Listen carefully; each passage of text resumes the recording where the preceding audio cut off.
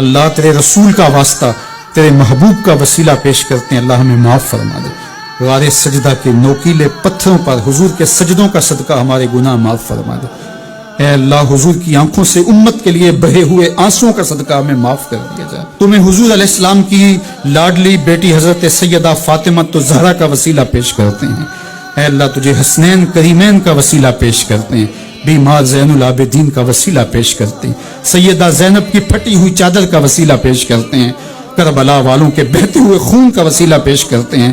میرے مالک ہمیں معاف کر دے۔ اللہ ہمارے ماں باپ کی مغفرت فرما، ہمارے بہن بھائیوں کی مغفرت فرما، ہمارے بچوں کی مغفرت فرما، ہماری اولادوں کو راہ دین پہ مستقیم رکھنا۔ اللہ، جہاں جہاں لوگ ان دعاؤں پہ آمین کہہ رہے ہیں، ان کی جو التجائیں ہیں اپنی بارگاہ میں قبول فرما۔ جو والدین اپنے بچوں کے لیے نیک رشتوں کی تلاش میں سرگرداں ہیں، اللہ ان کے لیے صالح اسباب مہیا فرما۔